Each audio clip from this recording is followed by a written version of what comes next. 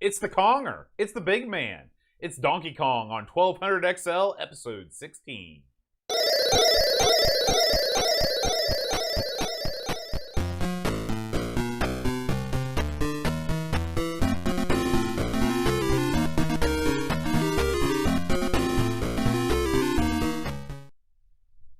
Hey everybody, welcome to 1200 XL. I'm John. And I'm Aaron. And today, Aaron, we're going to be talking about Donkey Kong. Oh man, you know it's my favorite boat. Oh man. Now, Aaron, before we start, I'd just like to say a big thank you to Bob from the Atari Age forums. Not only did Bob replace my original broken membrane on my 1200 XL Yeah, that was a bummer. I remember those that. membranes break like they're going out of style. How does a membrane break exactly? It's made out of rubber. It's made out of really, really thin mylar.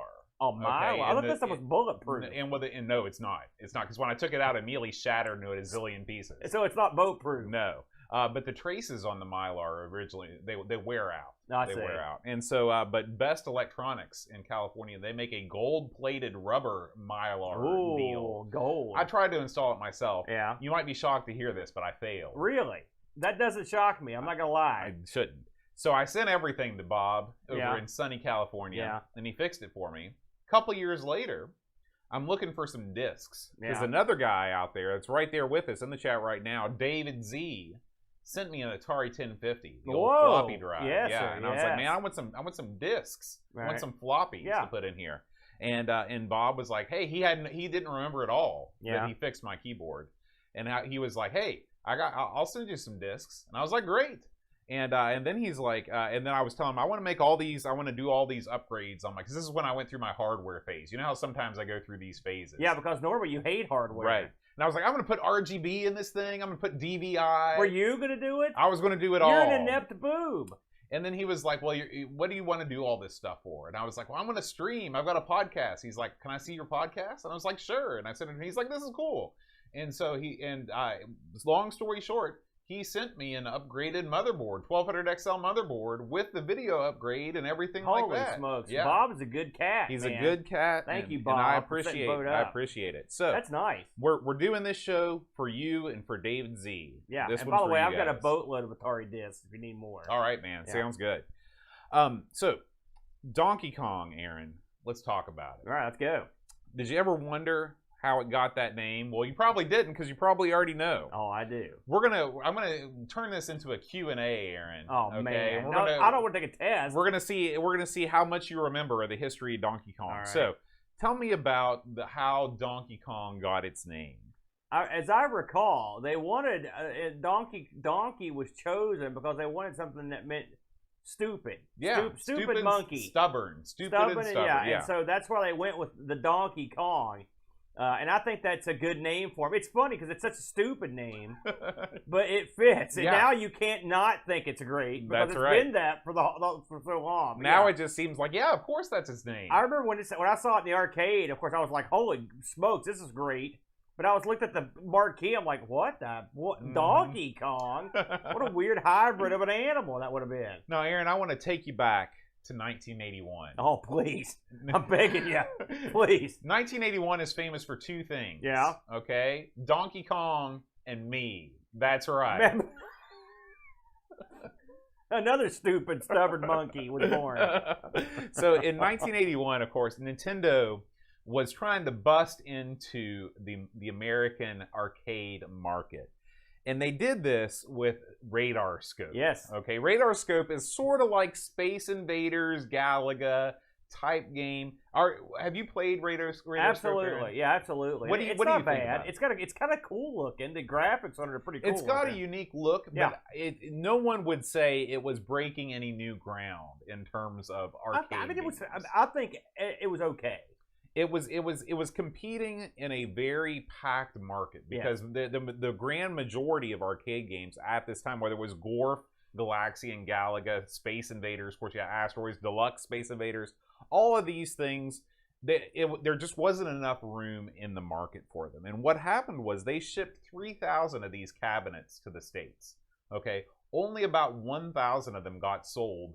And the majority of them that got sold went to people that weren't really performing. Right. So Nintendo was having trouble shifting these other 2,000 cabinets. And so Nintendo needed a plan, and that plan came from Minoru Arakawa, who was the president of Nintendo of America at that time. And what he did was he petitioned his father-in-law. He called up Hiroshi Yamauchi, and he said, we need a game to put in these cabinets that will sell.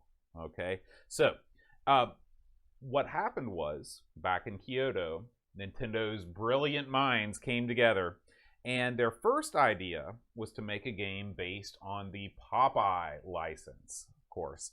But United Features Syndicate didn't want to give its license to what was, at the time, this no-name Japanese company. They were holding out for Atari. They were holding out for Midway, somebody that had some name recognition. So yeah, because United Syndicate, they got so much jack.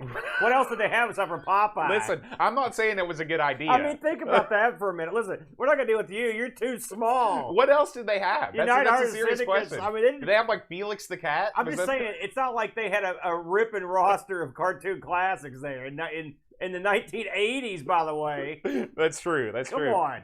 So when that didn't work out, Nintendo gave the go-ahead to a young developer named Shigeru Miyamoto to develop an original game with original characters. And Miyamoto created a story first, which was weird because arcade games at this time didn't really have stories. So he created a story about a carpenter, his girlfriend, and an interloping gorilla who kidnaps her. Okay? Oh, man. So the carpenter, of course, known as Jumpman, later became Mario. His girlfriend, which we now know as Pauline, do you know what she was originally known as? I don't. Lady. She was just known as Lady. Lady? All That's right. it. Lady. You didn't get high enough to sing that, but... And Lady actually had the first female speaking role in a video game. You know that little help bubble? Thing? Yeah. Holy smokes. The first time a female was given voice. She gets to say help. Once again, the women. I'm not saying it was a great victory for feminism. Once again, long way from Tomb Raider. Yeah, and in some ways. Yeah. And of course, Donkey Kong. So just okay. Now, Aaron, I'm gonna quiz you here. Okay. All right, I'm ready. So Mario, as you know, appears in this game as Jumpman. But it was always Miyamoto's intention that he would be like an everyman character that would appear in kind of bit parts in all Nintendo's other games, kind of like Alfred Hitchcock had cameos in all his films. Which he sort of did in a lot of games. Right, but not as but at first it was, like you said, it was just as bit parts. It wasn't until Super Mario Brothers when he really became the main character. The one that comes to mind is immediately he was the ref in Punch-Out, for example. Right, the ref in Punch-Out, he was the ref in Tennis. Yeah. He was in Wrecking Crew. Yeah. But he wasn't. But he wasn't going to be named Mario at first. You know what his name was going to be? What was it? Mr. Video. Mr. Video. That sucks. So Miyamoto was like, "I am so glad I didn't name him Mr. Video because he would not have survived." No. So anyway, luckily for all of us, Miyamoto scrapped the whole Mr. Video moniker and named the character Mario after Nintendo of America's what? Where did this come from? I believe he was the landlord of the warehouse. That's right. Yeah. He was the landlord of the warehouse. Now, do you know who Pauline was named after? I don't. Okay, he was named after Nintendo of America's warehouse manager's girlfriend. Bam. All of these names come from that warehouse. I love it. Okay, and of course, we already talked about how Donkey Kong got its name. So, anyway, back to Donkey Kong, the game. So, what do you do in Donkey Kong? So, your job as Jumpman is to traverse each perilous level of the game to rescue Lady at the top from the evil clutches of the stubborn gorilla until you're finally reunited with your love, which triggers the game to loop back around at a higher difficulty. You're never really reunited with her. No. Not for long. Not for long. So I think the best way to describe Donkey Kong is one of the first ever platforming games. It wasn't the first. There was Space Panic. Yeah. There were a couple of games that sort of were like platformers, but this game really set a new standard in this genre. You've got to maneuver Jumpman through a variety of all these construction-themed levels. You got to jump over pits, avoid barrels, traverse elevators. You got to climb ladders. You got to pound rivets. You're doing a lot in this game. You're not just moseying about. No, you don't mosey. This is a game. There was nothing else like this in the arcades in 1981. When you say, I mean, you were there. No, man. I'm telling you. You know, I've been around, all right, but I was around when this came out, and this was, I could not believe the graphics on this, and the sound. A lot of people don't talk about the sound. The sound was really good. It all worked out great. and it also had cut scenes and stuff, which that wasn't something you saw that often. It was leagues above what I expected. And if you've ever played a game like Space Panic, which I have, I remember when that came out too. That was a much different, slower game. It was nothing like this. I mean, yes, it did take place on platforms. I mean, this, when I think of something that became the modern platform, you're looking at the blueprints of it, and it was a game that's so good that it's still good now. Like, it's not like you go back and like, oh, that's quaint. This thing's still a player. It can still go, which shows you how well it was designed back in 80, 81 when they put this thing out, because we still play it and talk about it in 2022. Absolutely. So, in addition to rescuing your girlfriend, you've got a score in this game. So you're trying to get a high score. It's a high score game. You get points for doing all kinds of stuff. You get points for jumping over barrels, for hammering them with your bonus hammer that makes you temporarily invincible. You can hammer on the what do you call? Are they just fireballs? Is that the official name of these guys? Yeah. You can hammer on the fireballs, and there's also a bonus that keeps you. You can also play for that bonus that ticks down, and you get bonus points for the faster you finish a level. Plus the goodies you pick up. That's right. So Pauline has left her things scattered about these levels. There's a purse, there's a hat, there's an umbrella. You pick those up for bonus points too. So there are lots of different ways to play Donkey Kong, wouldn't you say? Yeah, there is. Now, playing for points in the home versions is different than playing for points in the arcade, Explain. For example.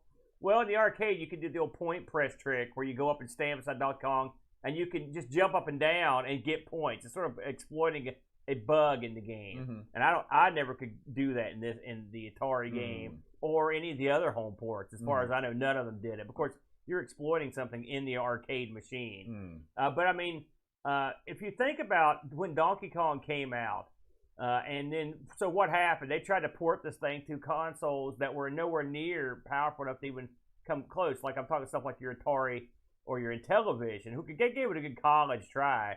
It took the ColecoVision to put together a really rocking port of this game, and then if you think about it, when did the 8-bit machines come out? They've been out since the 70s, right? And so you're really effectively you're playing this particular game that we're talking about today on a machine that predates all the other machines that couldn't handle it, which just shows you how powerful and capable the Atari machines were. Absolutely. Now let's talk a little bit about each stage in Donkey Kong. Because I think each one is kind of iconic. Yes. Okay, the first stage it resembles a construction site. Yes. You've got steel girders that are laid horizontally across the stage, and you traverse these by climbing up ladders. So Kong's at the top of the screen. He's hurling down barrels at the player, and you've got to contend with those and the fireballs, climb the ladders, get to the top. What's your strategy on this level, Aaron? I just basically try to get to the top through the shortest route.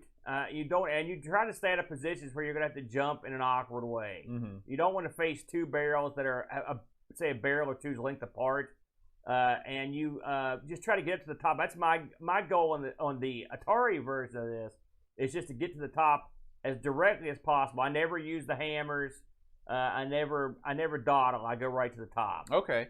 Now, the second level of the game, this is where the Japanese version and the American version, I guess, are different. Because the second level, they list in the docs as the pie factory level, the cement factory level. Most people call it the pie factory level, but it's really a cement factory. You've got to climb the 5-story structure to complete that level. What do you do on that, Aaron? By the way, just to get into it a little bit, the Japanese version has always made more sense to me, because in the American version, you rescue Pauline on the second level, and then there are 2 more levels to go in that rest back. It doesn't make any sense. So that level, the girder, what they call the rivet level, should be the last level. But in America, they moved it to the second level. I assume it's because they thought it was easier than the cement factory and the elevator level. And I guess it is, but it made more sense in Japan. But in terms of that level, it's funny. Another difference in the arcade is like in the American version of that, when you get to the top of the level of the pie factory, the level ends. In the Japanese version, you have to actually climb the ladder to get to Pauline on that level. So there's a difference there as well. In the home version, you just have to get to the top. Because they didn't have enough room to basically put the extra platforms up there. This is another one where you want to be as fast as you can, because the quicker you get up there, the less fireballs you have to contend with as they're coming out of the barrel. This is one you just have to get up there as quick as you can. Yeah. Now, this third stage is the bane of my existence. I hate this stage. This is the elevator stage. Yeah. Okay, how do you tackle this one? This one's not too bad if you're patient. Now, some people will get to the first area with the first fireball and then leap on an elevator and make a real tricky leap to a very small platform, especially in the 8-bit version here. The platform is real small that you have to jump on. I usually take the long route because I'm not usually in a hurry, because I usually try to just play for as long as I can. I'm not really worried about the bonus. The hardest part of this level, really, there's only one thing on this level that's hard, and that's the jackhammer at the top, the pogo stick, whatever you want to call it, that pops down.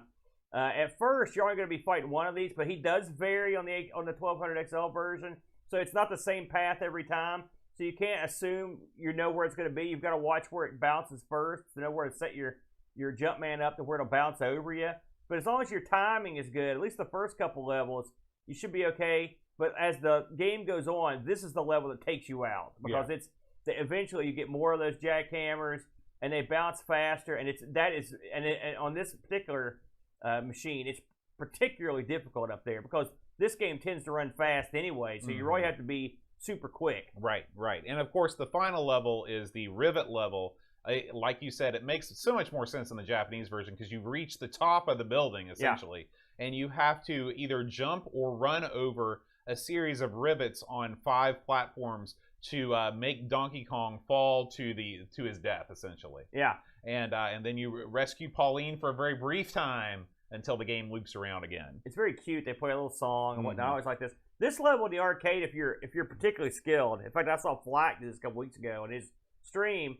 You can trap all the fireballs on the outer parts of the level, and you can go up and point press beside Donkey Kong until the round ends if you want to. Of course, you can't do that in the home version. This is one I usually go from the bottom to the top and just go in order and do the routes. But I mean, there are different methods to this. In the old days, I used to do all one side, then go do all That's the what other. I do. But I stopped doing that. I'm a pretty good hand at doing the jumps in this, and so I usually just take it as it comes. The hardest thing to do is get those last 2 rivets on top.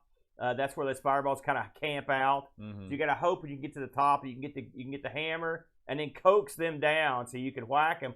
Otherwise, it may take some timing and a death-defying jump there at the end to get that last rivet. Yeah. So, would you say you have a favorite stage out of all 4?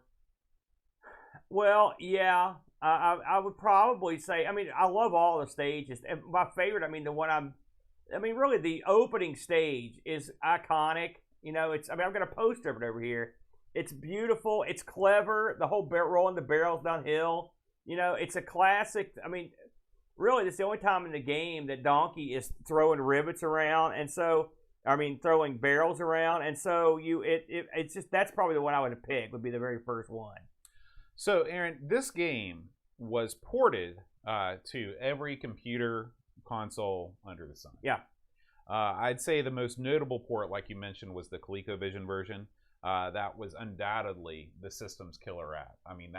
That thing sold ColecoVisions like it was going out of style. I contend it's the greatest pack-in of all time. Although you can make a case that another Nintendo property, Super Mario, would be the greatest pack-in. Yeah. They're close.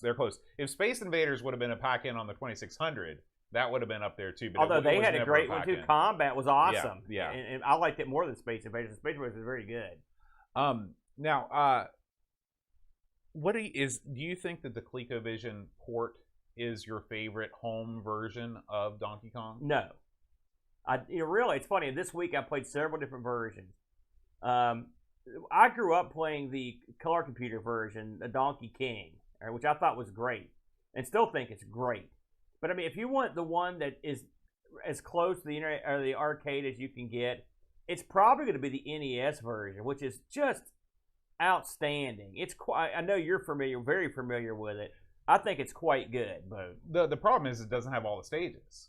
I'm just saying it, but in terms of being like the same timing and stuff. And one thing you're not going to get with any version is, just for example, there are set patterns to the way these stages start, the way the barrels come down, and the Atari 8-bit version doesn't.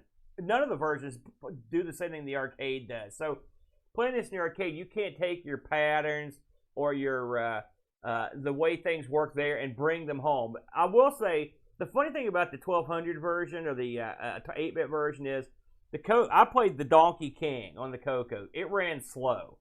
This one I think runs too fast. What you need is a nice happy medium, and the Nintendo's version is right there in the middle. Mm-hmm. It's about the right speed. I will say, playing this on the 8-bits, it's like playing it's like the turbo version of Donkey Kong. It really moves quick. Yeah. Now, Aaron, we would be remiss if we didn't take some time and compare the Atari 8-bit version with the CoCo version, Donkey King. Now, Aaron, what would you say are the main differences between the CoCo version and the Atari 8-bit version? Well, speed is one major difference. Mm-hmm. The 8-bit version for Atari is really fast, but you can tell if you're watching from home. The CoCo version, the levels are made up like they are in the arcade. Same amount of levels of girders, and pretty much the same setup. And so what you've got here is a more arcade authentic pattern. Now, does it look better? I'd say no. Does it play better? I'd say it depends on your play style. If you don't mind it being slower, I will say after playing the 8-bit Atari version and come back and playing Donkey King, it feels like you're running molasses. Mm-hmm. It's so slow, but Donkey King does have the little things I enjoy that they kind of leave out of the Atari version. Stuff like Donkey Kong going away with the girl mm-hmm. and stuff like that, mm-hmm. and having all the levels, all the platforms set out. It was quite an achievement. Especially if you consider the CoCo is limited in some ways that the Atari is not. But I like them both. Now, I know you've raised a lot of fuss over this over the years, but I mean, deep down, you've got a lot of admiration for both of these versions, don't you? I do. I think that it's insane that anybody would prefer Donkey King to the Atari 8-bit version of Donkey Kong because I'm a player that likes games that move. Yeah. Okay? And that is the big difference. And speed is everything to me. And so, like, the amount of girders on the first level means less than nothing to me. Now, I do enjoy, like you said, when he takes Pauline over his shoulder and climbs the ladder. Yeah. That's cool, but that's not the game. That's not playing the game. But I mean, the game plays well. It plays at a slower clip. Yeah, it does. It plays at a slower clip. You could probably speed this up artificially. Well, you could do all kinds of things, but there's no reason to ever play Donkey King again now that there's the transcode out there. Yeah. You just play the real thing on the CoCo. Yeah.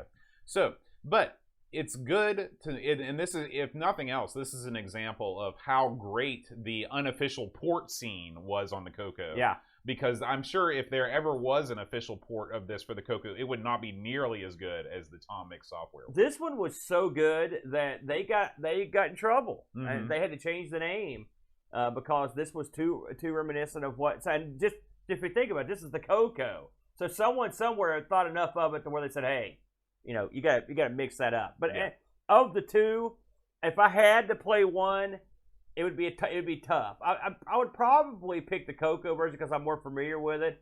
But the 8-bit version is quite good. Yeah. Now, this game, of course, reviewed very well. Yeah. Scores mostly in the 90s in the Atari magazines.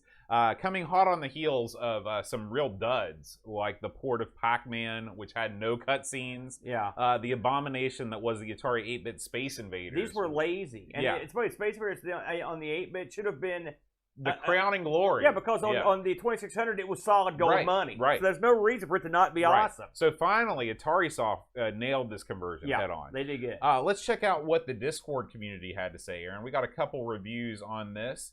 We're going to start things off with Pajako6502. He says, a fairly solid home port of the arcade game. However, I never quite get why some 8-bit ports and clones have 6 platforms on level 2 like the arcade, and some like this have 5. True, I can get screen estate is an issue, but it seems odd. That does not make this a bad port by any means. It's quite playable, although I am convinced that having less platforms makes the game slightly harder as you have less time for the barrels to get to you. Graphically, the game is pretty good, although the 2018 hacked version improved the visuals, including cheering up the most depressed-looking Donkey Kong I've ever seen. Yes. And if you've not seen that, that is officially the most popular video we have ever released on our channel. Yeah. There is a port comparison of the 2018 Atari 8-bit Donkey Kong with the original. Check that out. It's pretty cool. Yeah. Pajaka goes on to write, overall, given that this was the closest most people would have had to the arcade, I would have been very happy to own this one. 9 out of 10. Yes, absolutely. He leaves a little side note. He says, I took this version of Donkey Kong it took this version of Donkey Kong to show me that on the elevator level with the jumping girders, that they never fall down the exact same route every time. For years, I thought they did, and they changed it in this version. Rob Flack O'Hara writes, like many home ports of Donkey Kong, Atari made a few concessions to get this classic vertically oriented arcade game to run on a horizontal computer monitor. Even though the first level is missing a platform and a few corners were cut, Atari captured the essence of the arcade game. Overlooking the shape of the fire barrels, which look like a cross between piles of dog poo and California raisins, it's easy to do when a game plays as smoothly as this one does.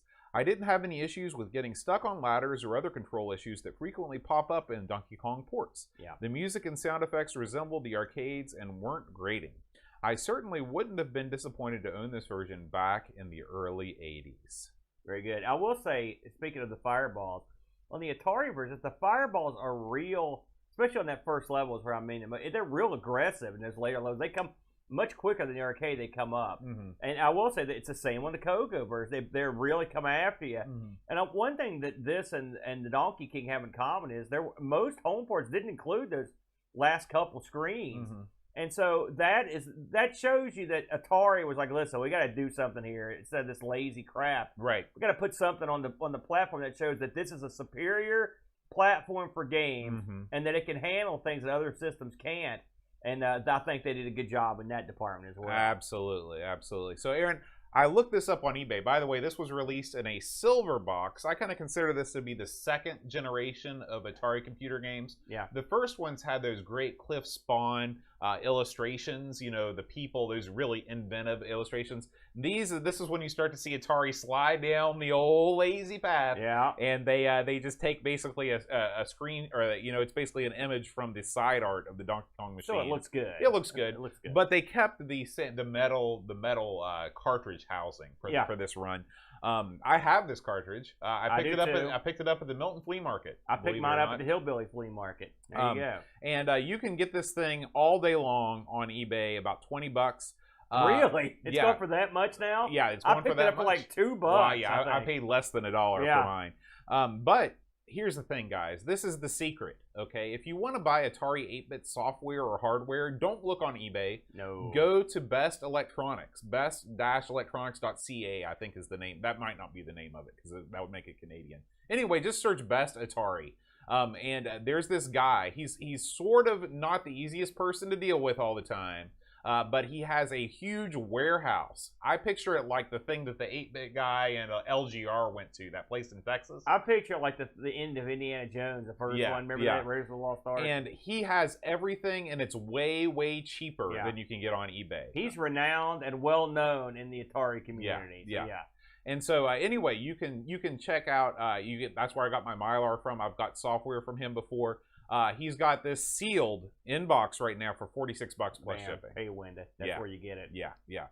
Now, Aaron, it's time to bid a fond farewell to Donkey Kong and talk about what game we're going to be playing next time on 1200XL. What is it,